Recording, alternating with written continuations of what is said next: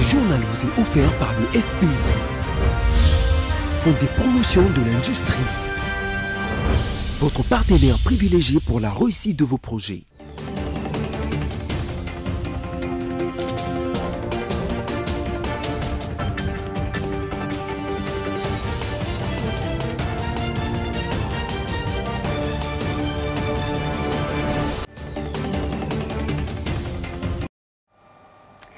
On se retrouve encore pour le compte de la grande édition du journal sur BC Télévision. Alors, madame, monsieur, bonsoir et bienvenue. Tout de suite, les titres.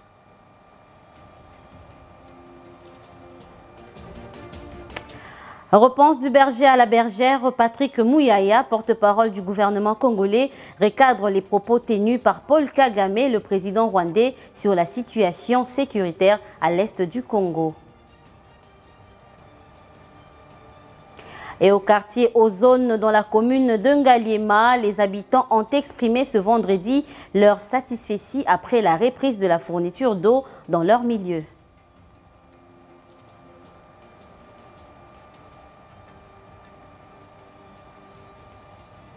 Et enfin, l'association des professeurs de l'Université pédagogique nationale a décidé une grève sèche générale et illimitée à compter du 15 février lors de son assemblée générale extraordinaire le jeudi 9 février.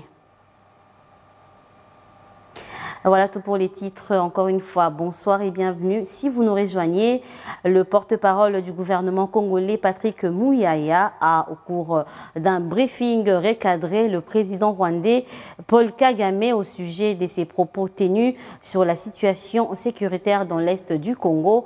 Pour Patrick Mouyaya, Kagame doit comprendre que le temps de la violence est révolu et qu'il est temps de cultiver la paix. Junette Fika pour plus de détails. C'est au cours d'un briefing que le porte-parole du gouvernement, Patrick Mouyaya, a recadré le président rwandais Paul Kagame sur ce propos tenu contre Félix-Antoine Tshisekedi sur la situation sécuritaire dans l'Est de la République. Selon le porte-parole du gouvernement, le président rwandais doit justifier les massacres de ses troupes en République démocratique du Congo. Car les communiqués de Luanda a été portés par la communauté internationale comme la voie qui va nous permettre de régler le problème. Les communiqués qui est ressorti de la réunion, je ne pense pas que ma mémoire me trahisse, nulle part on n'est fait mention du communiqué de Luanda. Et je pense l'avoir dit dans les briefings de lundi qu'avec les secrétariats techniques de l'EAC, nous avons eu le même souci lorsque nous étions au sommet consultatif des chefs d'État à Sharm el-Sheikh. À l'occasion, c'est le Premier ministre qui représentait le Président de la République. Au terme de la rencontre, il y a un communiqué qui doit être lu et qui doit être avalisé par toutes les parties. Et donc, il y avait un besoin de relecture parce que la partie congolaise, représentée par le vice-premier ministre Lutundula, avait fait remarquer qu'on ne pouvait pas faire un communiqué après une réunion comme celle-là, sans s'y référer au schéma des départs. Parce qu'aujourd'hui, il existe une feuille de route pour régler les problèmes à l'est de la République démocratique du Congo. Rappelons que Kagame a déclaré le jeudi lors d'un dîner annuel à Kigali que le président congolais Félix-Antoine Tshisekedi a déshonoré des dizaines d'accords qu'il a conclus avec d'autres personnes. Pour Patrick Mouyaya, Kagame doit comprendre que le temps de la violence est révolu et qu'il faut à présent cultiver la paix. On va parler toujours de la sécurité à l'est du pays.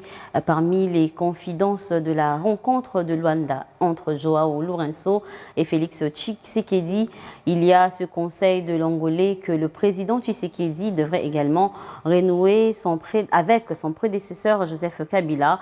Cela est d'autant bon que ces derniers a-t-on justifié, fort de ses 18 ans au pouvoir en République démocratique du Congo, a plus d'expertise et de cohésion sur la question de l'intégrité territoriale et que Joseph Kabila a énormément d'expérience militaire et politique. Édito de la rédaction à ces sujets signé Sami Bosongo. Sans nul doute, Joao Lourenço est préoccupé du bien de la RDC et a proposé sa meilleure recette à son homologue congolais après examen de la situation pour juguler l'insécurité à la fois pendante et aiguë à l'est du Congo. La question est comment, pourquoi et par qui est survenue la séparation entre Joseph Kabila et Félix Tshisekedi. Ceux qui ont séparé les deux hommes d'État congolais l'ont fait pour atteindre leurs objectifs qu'ils ne pouvaient atteindre en RDC sous Joseph Kabila et instrumentaliser Félix Tshisekedi pour leur visée.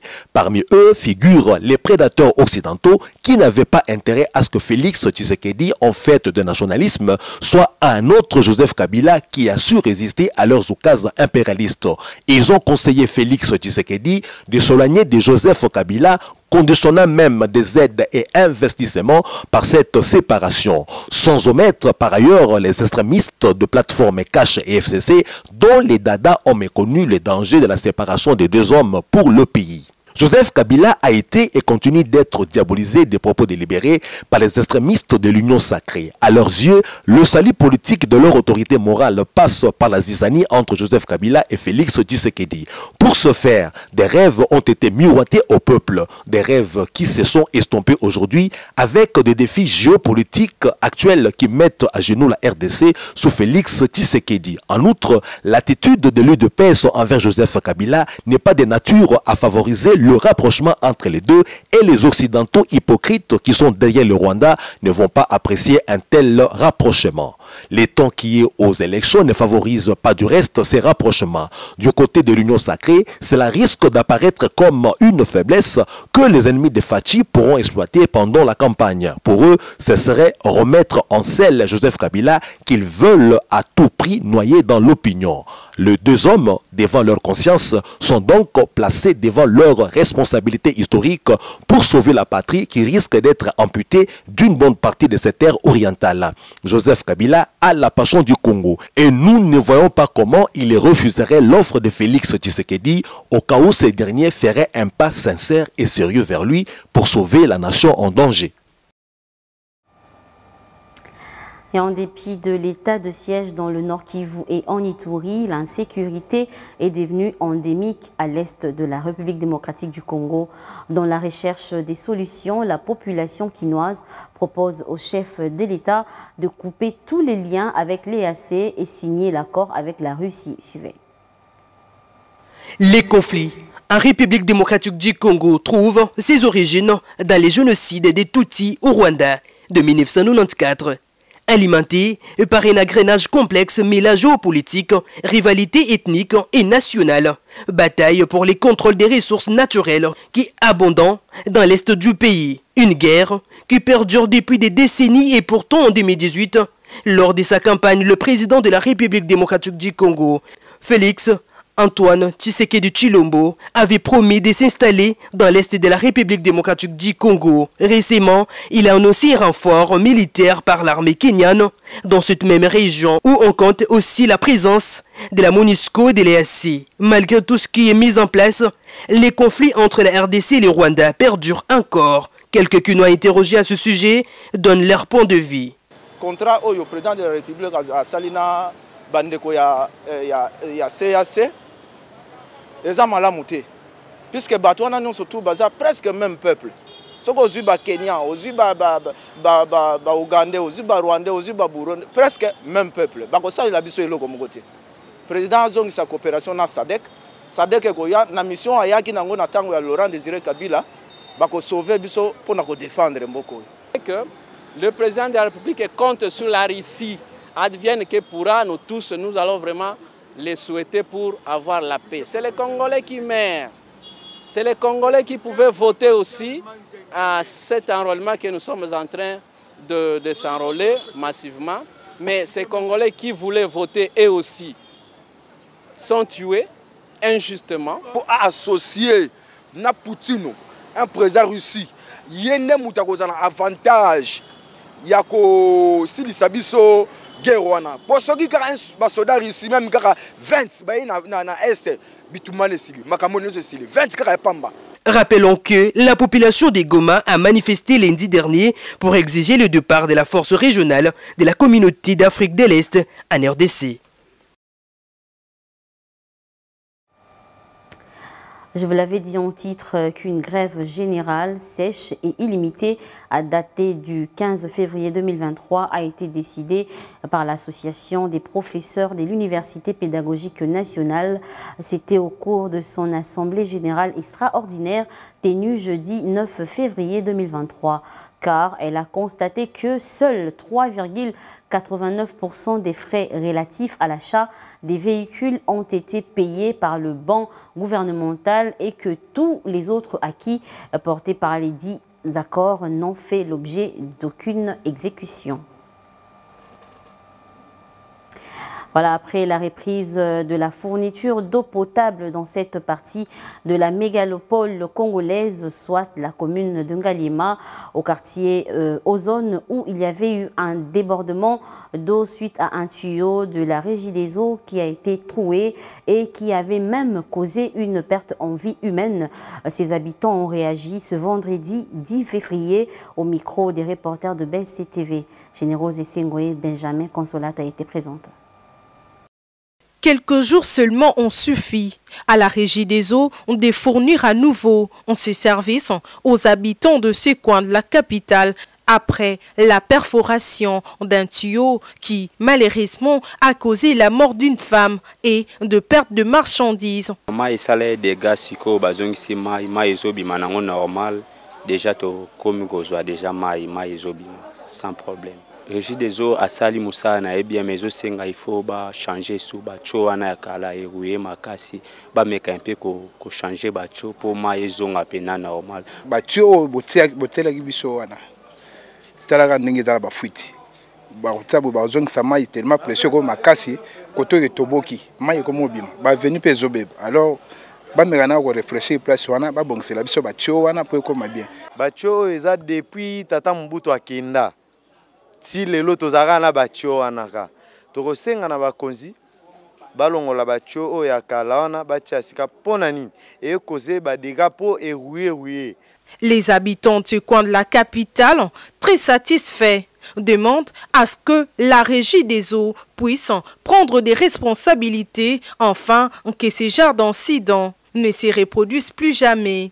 Ils ont en outre lancé un appel au matériel de cette société de l'État.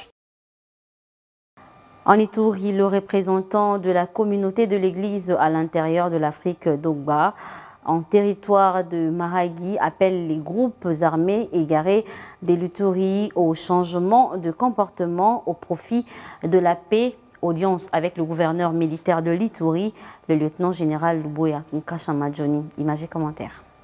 Récit en audience par le gouverneur militaire, le lieutenant-général Luboyanka Shomadjoni, le représentant de l'église Haïti, accompagné de la veuve du docteur Poni, assassiné par deux hommes armés au mois de janvier dernier, a remercié et témoigné le sens philanthropique du premier citoyen de la province de l'Ituri de la prise en charge des obsèques du fait docteur Poni, mais aussi le soutien moral et financier à sa famille biologique, a dit le représentant de la famille du défunt. C'était au sorti de l'audience jeudi 9 février 2023. Je vais évoquer ce que l'auteur latin Sénèque a dit.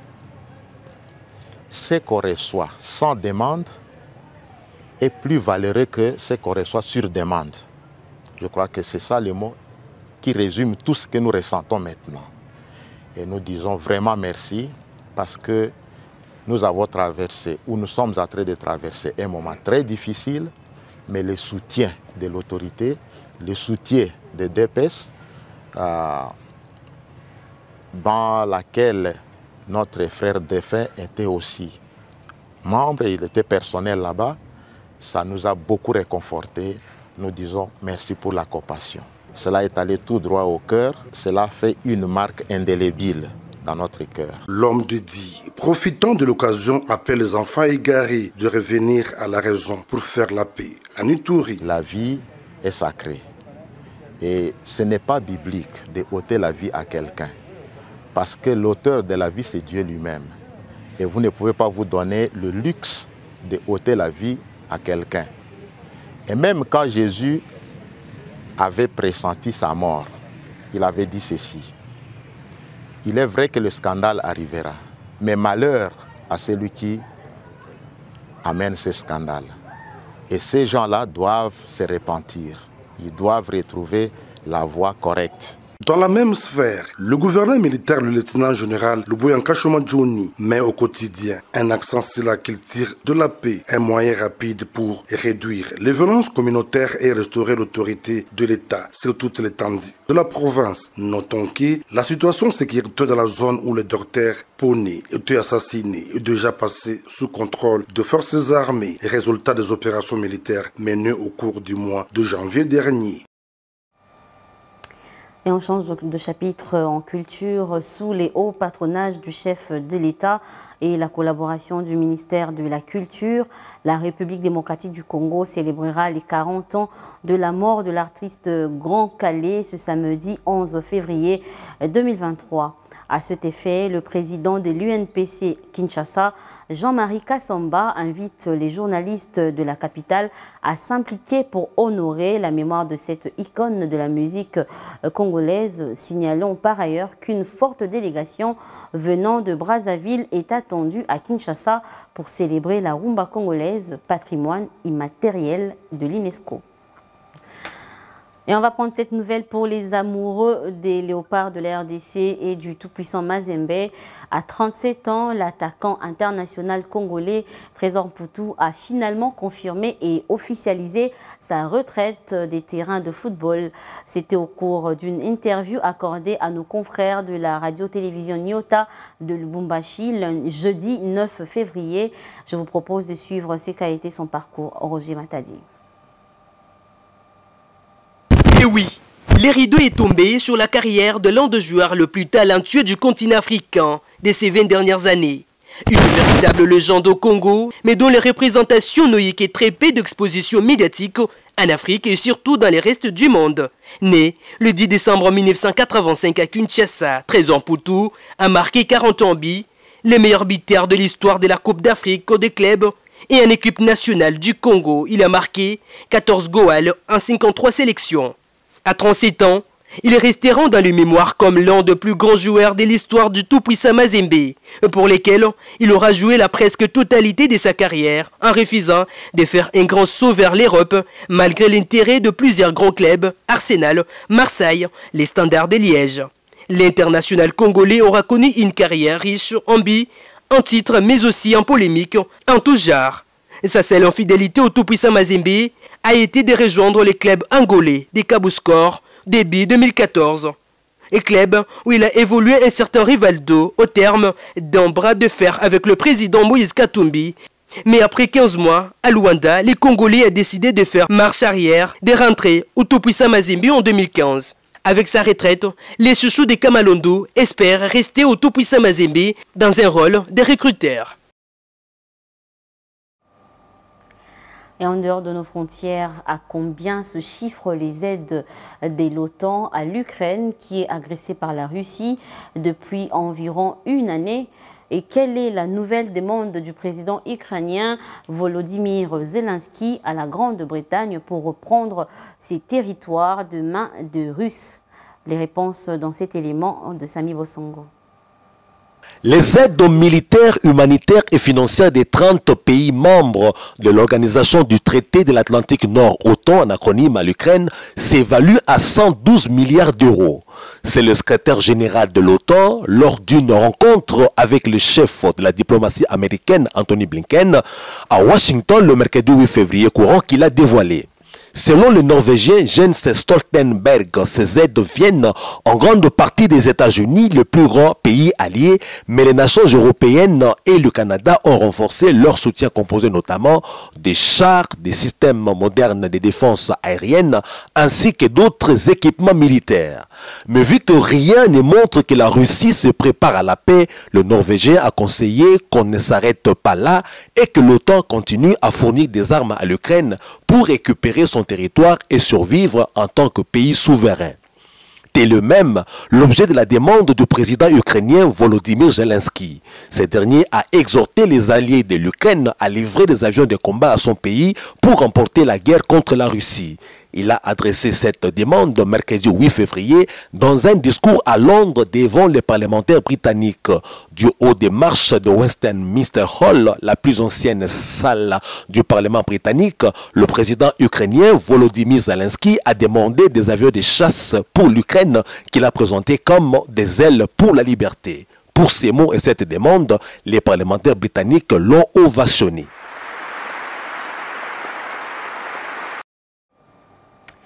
Voilà, c'était là l'essentiel de l'actualité sur votre chaîne. Mais avant de nous dire au revoir, voici les rappels de titres.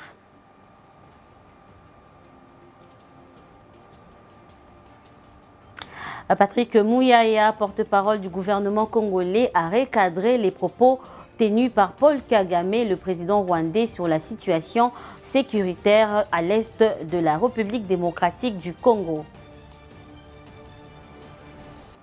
Et vous avez suivi qu'au quartier, aux zones dans la commune de Ngaliema, les habitants ont exprimé ce vendredi leur satisfaction après la reprise de la fourniture d'eau dans leur milieu.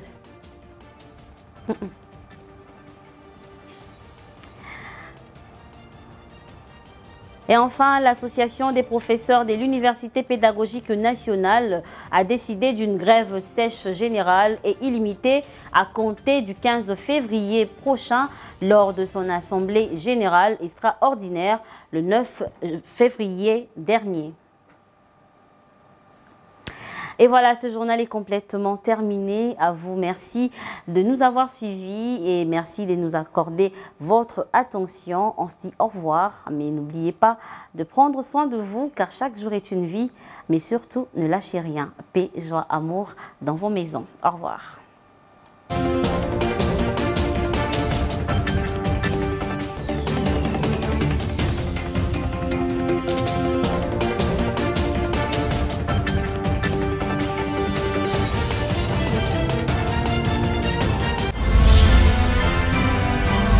Ce journal vous a été offert par le FPI, Fonds des promotions de l'industrie, votre partenaire privilégié pour la réussite de vos projets.